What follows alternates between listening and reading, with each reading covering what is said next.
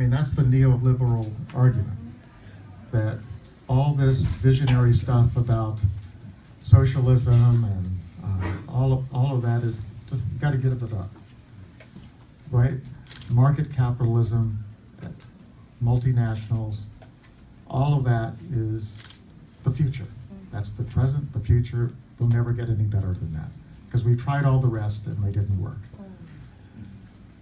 And I think what I see coming out of your generation, which we find kind of hard to hear, is a critique of that.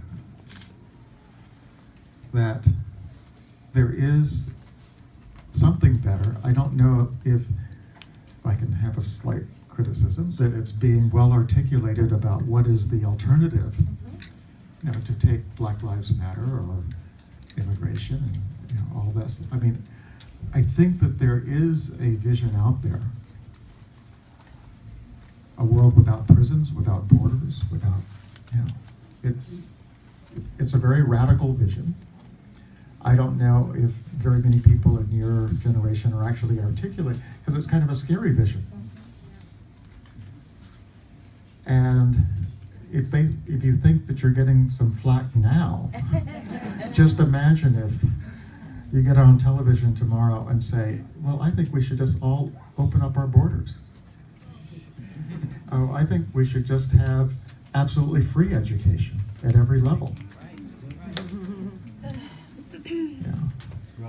So all of these kinds of things get to the heart of it, of just like in my young activist days, no one wanted to appear to be too Marxist, you know, or no one wanted to be too radical, because it got you into a lot of trouble, and you were having enough trouble just trying to achieve liberal goals. So you didn't want to bring down, like I did, the FBI on you. So I think that that's where you are, in a sense.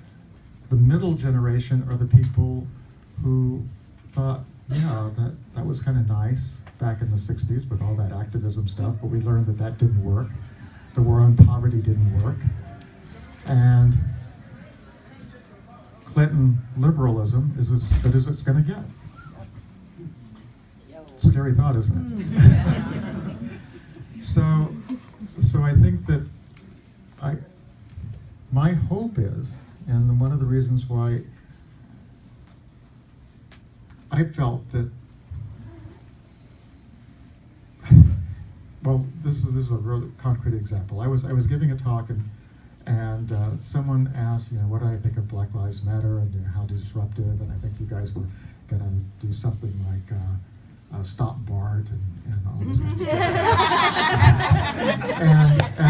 and they were saying, well, you know, do you approve of those kinds of tactics? And I said, well, you know, look, a lot of people didn't approve of our tactics back then. They were disruptive. That's the whole point of it.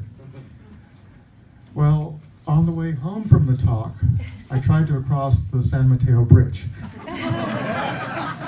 And Cole, one of my students who's working with me, was one of those students who was arrested on the bridge. So it all comes home. You know, disruptive can be very disruptive. So I think that what I'm suggesting here is that that it really has, you have a burden. I mean, those in my generation will be passing from the scene.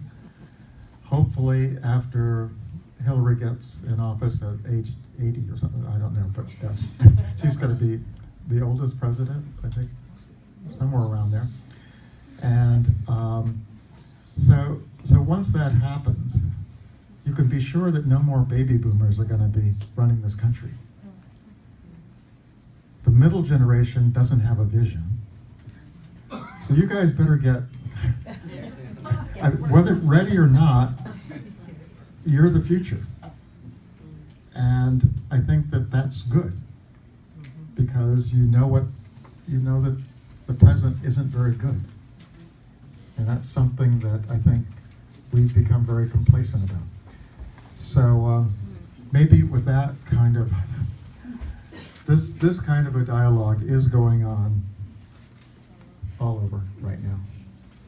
And so I thank all of you for being part of that. I'm sorry we didn't open it up for questions, but I think you can imagine a room like this. It would be very, very difficult, but Thank you. thank you.